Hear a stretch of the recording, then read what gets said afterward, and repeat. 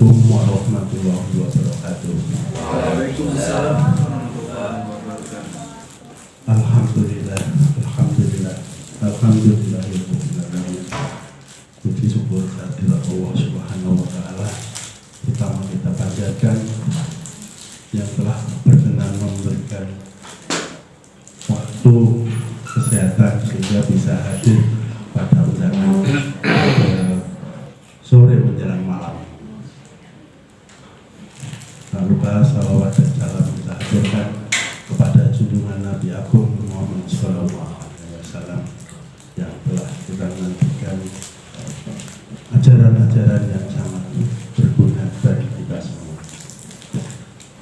Bapak Ibu serta hadirin yang berbahagia,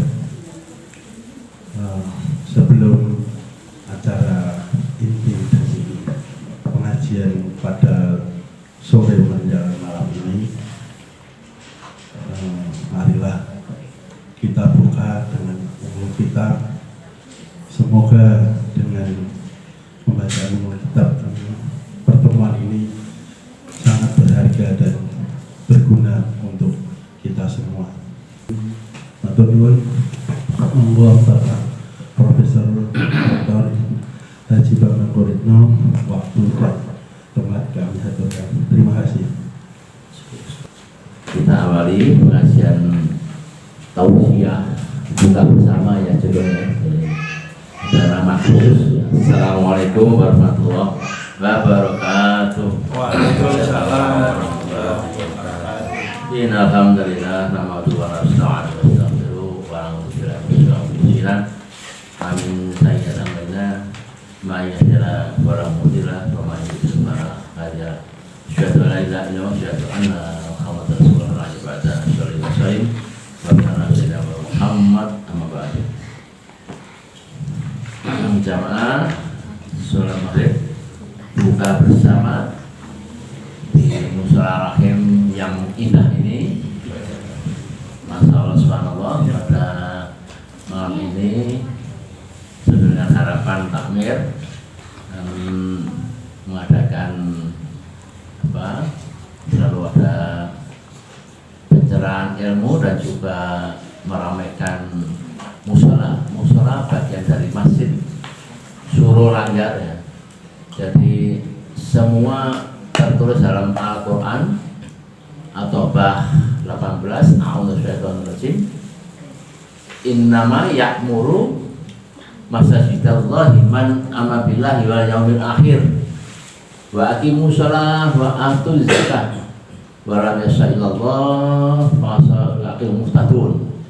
Barang siapa, kata Allah, yang memakmurkan musola, langgar, kemudian suro, masjid ya, memakmurkan rumah Allah seperti ini, maka sungguh dia telah menjaga iman dan takwanya, menjaga keislamannya, menjaga sholatnya, menjaga sedekah, infak dan zakatnya. Sungguh hanya orang-orang yang ahli ke masjid, ke musola, sur dan musola ini yang akan selalu diberi huda yaitu hidayah, petunjuk ya, petunjuk. Di zaman dulu kala, ibu bapak sekalian, ketika belum ada cahaya ya, belum berbuang listrik, cahaya dan seluruh energi yang bisa membantu umat Islam, umat manusia di belahan ini, maka dunia itu gelap gulita ya. Siangnya padang matahari, tapi malam itu tidak ada penerangan. Terus ditemukan. Akibatnya apa? Umat manusia ketika sudah datang gelap, serba bingung mau apa ya. Mau bekerja tidak bisa, apa saja tidak bisa dilakukan karena gelap gulita. Lilin juga belum ada ya. Senter belum ada, semua belum ada. Jadi gelap gulita dunia itu. kerjanya hanya 12 jam pagi sampai jam menjelang jam 6. Itu saja sejak jauh dari. Nah kemudian kita paham di negeri kita saja. Kalau kita ingat masa kecil saya, itu listrik nggak ada. Kecil saya itu kira-kira 66 tahun yang lalu, saya sekarang umur 66. Itu belum ada listrik di desa saya itu, ya. Sehingga ketika tiba malam yang diandalkan lampu petromak, ya. Ingat Pak ya, lampu petromak. Teplok, ya teplok. Romo udah hebat itu. Romo udah lumayan. Petromak yang Udah agak mampu itu Pak. Ya. Pakai oncor. Saya kalau ngasih kecil itu pakai oncor. Sentir. Kaleng, kasih kain kan, kasih minyak tanah gitu sih. Ya. Artinya perkembangan zaman sekarang ini kita menikmati apa saja bisa. Di zaman serba modern itu apa saja bisa. Itu manusia diberi akal dan pikiran, ya. Hubungannya dengan ayat tadi apa? Huda, hidayah itu dalam tafsirnya juga bisa dikatakan cahaya, nur, cahaya nur, ya. Ketika umat manusia nanti memasuki yaumul sirat, ya, yaumul sirat dalam kondisi gelap gulita, ya, suruh nyebrang, di bawahnya neraka, di sana adalah surga. Gelap gulita, yang bisa membantu kita adalah huda, cahaya. Semakin besar amal yang dimiliki manusia, semakin besar cahaya itu bisa melihat jembatan sirat. Sirat yang tidak nampak, tapi bagi orang yang beriman itu nampak jalan yang lurus yang lebar. Itu akhirnya. Jadi orang beriman tidak tahu karena mana jembatan sirat. Oh, jalannya kayak jalan tol gitu. Mau lari, mau ngebut, cahaya itu. Tapi orang-orang yang fasik, orang-orang yang munafik, orang yang musyrik, kafir, maka gelap gulita semua pasti akan jatuh di neraka itu untuk dihisab. Ya betul dihisab. Ya. Ada yang abadi di neraka, yang lama tidak mentas-mentas, ya. Ada yang dicuci sampai mungkin 10 tahun, 100 tahun, sehingga nanti dia gak masih punya iman, masih sebisa dia akan masuk surga, ya.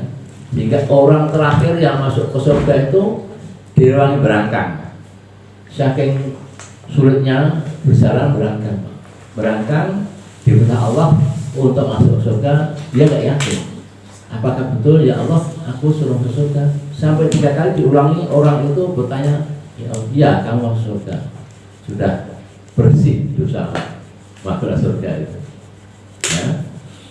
Namun sayang di seribu sayang ibu sekalian, paman Abu Thalib yang berjuang melawan kemusyrikan, membela Muhammad, menyiapkan pakaian perangnya, logistik perangnya, masya Allah itu akan kekal abadi di neraka, meskipun di neraka paringan. Kenapa? Karena sahabat Muhammad tidak bisa mengentaskan dia dari neraka ke surga. Karena musyrik ketika ditalkin, maka itu pentingnya talkin ya Bapak Ibu. Talkin ketika ajal tiba, kalau dia ikuti Nabi Muhammad, bersyahadat, ya, bertauhid, maka dia masuk surga langsung karena perjuangan beliau. Tapi karena dia berkata-kata bahwa aku masih bisa dengan agama mbah-mbahku, gitu. Mbah-mbahku siapa itu? Arab jahiliyah yang percaya dengan berhala-berhala, ya. Di sekitar Mekah itu Baitullah itu dulu banyak berhalanya Pak. Sekarang aja bersih, ya. Itulah kira-kira. Jadi malam ini kenapa saya sampaikan atau 18 kita butuh hidayah, butuh cahaya hidup ini, ya. Dengan ilmu yang kita pelajari, meskipun hanya setengah jam menjelang isya, kita dapat cahaya hidayah ini untuk bekal nanti ketika kita masuk gerbang. Pintu gerbang apa namanya? Pintu gerbang yaitu alam barzah. Semua akan masuk alam barzah. Kullu nafsin dha'iqatul maut. Wa nabluukum fis syarri wal khair wa ilaihi turja'un.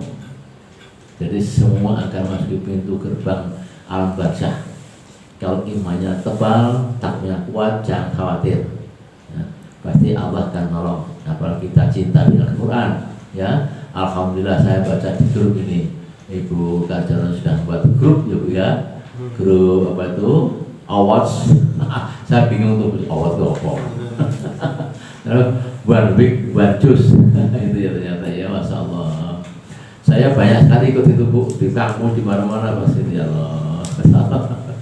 Ya alhamdulillah ya, itu bagian dari bekal ya, bekal untuk menuju ke pintu gerbang. Nggak ada bekal lain ya kecuali bekal takwa. Yaitu dengan Quran, pengajian seperti ini. Baik ibu sekalian, ini judulnya semua datang dari Takmir, Pak Karjono dan teman-teman Takmir. Judulnya Bentengi Diri dan Keluarga. Keluarga itu ya ada anak, ada cucu, dan rumah serta isinya itu harus dibentengi semuanya. Ya. Jadi di sini katakan dalam surat Al-Fatihah, Bismillahirrahmanirrahim. Ya ayyuhalladzina amanu anfusikum wa ahlikum nar wa quduhan nas wal hijarah. Ya, jadi hai orang-orang beriman, jagalah dirimu dan keluargamu, seluruh penghuni di rumahmu itu dari api neraka, kan? Ayat ini yang utama ini. Ya, jadi di sini dikatakan bahwa kebahagiaan hakiki rumah tangga itu adalah terletak pada sang suami. Sang suami itu imam sholat dia harus mukarraf, imam rumah tangga dia harus bisa ngurus mengatur rumah tangga. Nah, bisa berikan suri teladan contoh beribadah yang baik sehingga dia akan menjadi imam baik. Nah, imam ini adalah tanggung jawabnya besar untuk bisa masuk ke pintu gerbang surga. Itu tergantung imamnya, ya.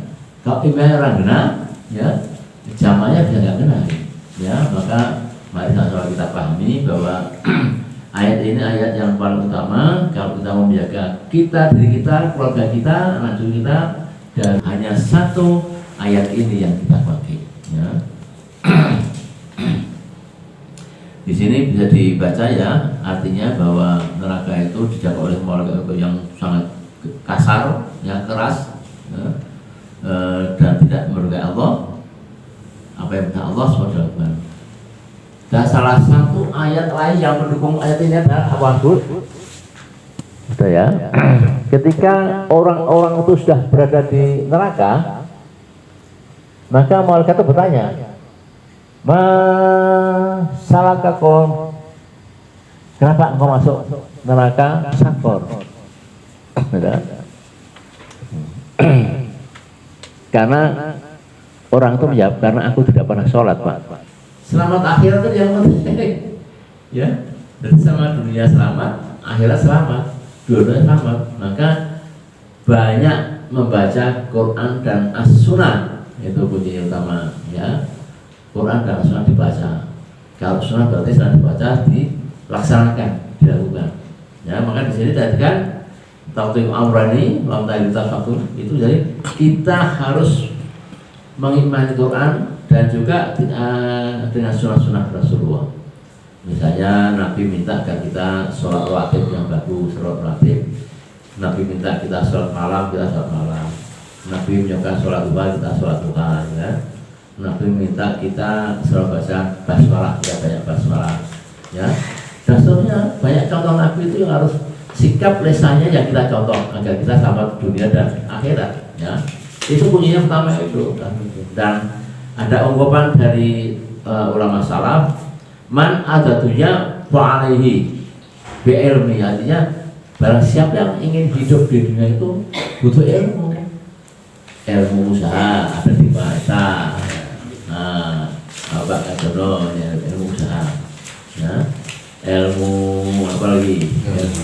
Ilmu ibadah, mungkin saya pusatnya ya semua bidangnya. Dan ini ilmu-ilmu itu harus diamalkan. Kalau nggak diamalkan untuk kita sendiri kita cuma ilmu itu untuk orang lain, sebagai untuk orang lain, sebanyak-banyak orang ya agar menjadi jariah.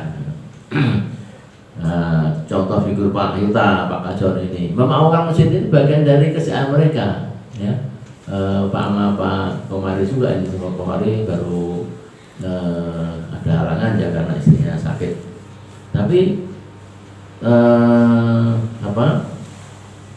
Triangle ini seorang pengusaha punya ilmu usaha juga ilmu akhirat, sholatnya, ibadahnya, zakat, infak, sedekahnya kepada orang tetangga ini kan bagian dari ilmu-ilmu yang akan dibawa ke akhirat. Tidak ada lain yang bisa diambilkan kecuali ilmu akhirat ya. Dari mana satunya ilmi ya. Paman ada akhirat wal dia akhirat buah ilmi juga hidup di dunia akhirat juga butuh ilmu. Semua butuh ilmu. Nah ilmu itulah yang akan menolong kita, akan mendapatkan kita dari ganasnya siksa kubur dan ganasnya api neraka. Ini kemudian kalau kita aplikasikan dari apa yang tertera dalam tulisan-tulisan ayat di atas ini, baik At-Tahrim dan juga yang lain ini, maka bagaimana kita mengaplikasikannya? Ya, ibu sekalian, di sini saya tulis ada 3 ya. Kalau banyak-banyak nanti saya khawatir malah nggak kebaca. Juga ini Arabnya nggak tak masukkan Pak Karjono kan takut nanti bisa 3 lembar. Nah, tapi yang penting maknanya ada dipahami di situ. Yang pertama, mau dihindarkan musibah, semua mau dihindarkan musibah. Sakit, semua mau dihindarkan sakit ya. Dari bencana, semua mau dihindarkan bencana.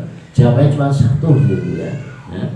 Dari Anas al-Alam berkata bahwa Rasulullah SAW bersabda, cepat-cepatlah bersedekah karena balak musibah itu tidak bisa mendahului sedekah. Oh ini indah sekali ya, indah sekali ya.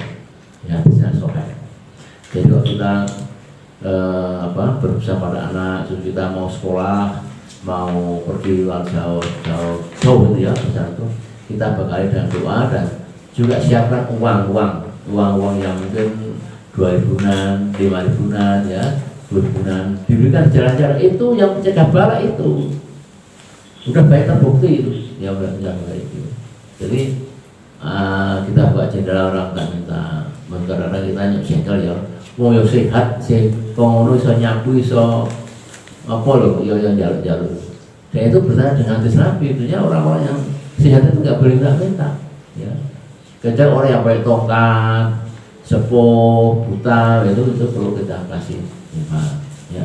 Jadi bekal pertama adalah bagaimana kita rajin bersedekah ya.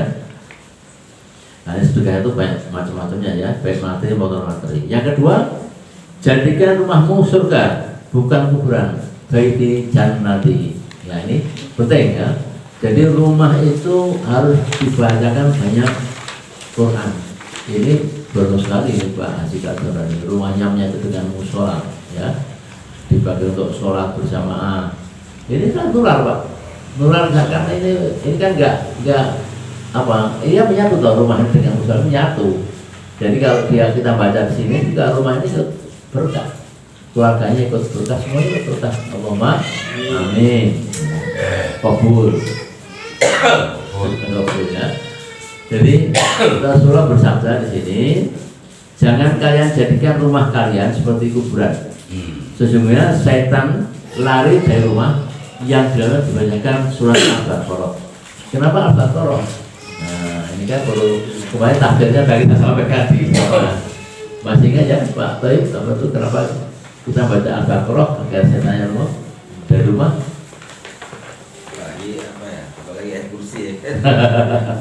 Ya, artinya di situ banyak surat-surat yang banyak mengusir jin dan setan di Al-Baqarah itu. Meskipun surat lain juga bisa dibaca. Ya. Jadi banyak-banyak Al-Baqarah. Ya, itu yang penting kita pahami ya bahwa awal akhir ya. Nah, Kalau awal akhir ya. Iya, Al-Baqarah itu inti ya. Ya, banyak baca Al-Baqarah di rumah ya. Penggalannya tidak apa-apa ya. Diambil air kursi ya boleh, dan orang boleh baca. Kemudian kaitan dengan rumah. Rumah ini akan menjadi baitul janati. Baitul janati kalau memang kalau ini menyatu ya. Pak Kajol keluarga itu kalau mau sholat rawatib di rumah, di sini juga sudah termasuk rawatib di rumah. Karena menyatu tuh rumahnya ini, ya menyatu. Rawatib di sini boleh, di kamar juga boleh, ya. Atau tapi yang paling afdal, mungkin Bapak Ibu katakan itu sholatnya di rumah. Yang sunah-sunah, duhanya di dalam kamar, ya, di ruang tamu. Tahajud juga begitu, ya. Nggak sunah rawatib di situ semua. Nabi tidak pernah begitu. Nabi itu kalau habis sholat berjamaah selesai dikit, kemudian dia pulang ke rumah. Dia sholat rawatibnya di rumah, gitu ya. Ya, rawatib ba'diyah itu dari rumah, ya itu. Tapi ya kita bisa menyontoh seperti itu kan, rumahnya Nabi itu juga nyambung seperti ini, nyambung rawatibnya nyambung gitu ya. Jadi hanya lokasi penempatan sholat saja. Baca Quran di sini juga sama di situ, tapi mungkin beda di kamar baca Quran. Ini yang kedua. Yang terakhir ini berbanyak baca basmalah yang kemarin saya sampaikan juga sekalian, ya. Jadi kalau kita banyak baca basmalah ketika masuk rumah, keluar rumah, di dalam rumah banyak baca basmalah, maka setan itu rasa-rasa dengan sama setan, Pak. Malam ini kita nggak bisa nginep di rumah itu, malam kita nggak bisa makan di rumah itu karena ada baca basmalah. Maka kalau orang yang tidak ada baca basmalah, setan banyak ikut makan di situ, ikut nginep di situ. Ini artinya soheh, sambil soheh, ya. Jadi ibu sekalian, semoga dipahami, diaktifkan dalam kehidupan kita sehari-hari bahwa pentingnya membentengi diri dan keluarga dan seluruh isi rumah itu untuk kehidupan kita ini agar tentram, damai dan rukun sakinah warahmah, tidak ada musibah, tidak ada penyakit macam-macam, semua banyak semuanya karena kita cinta Quran, kita Quran. Okay. Baik, itu sebagai pengantar tausiah malam ini sambil nunggu ada isya, kira-kira masih 15 menit ya, mungkin ada elaborasi, monggo agar ilmunya makin berkembang, makin luas, melebar. Jangan dari saya saja, dari jamaah juga bisa bertanya atau menyampaikan segala sesuatu yang berhubungan dengan materi malam ini. Demikian, kurang lebih mohon maaf. Wassalamualaikum warahmatullahi wabarakatuh. Waalaikumsalam.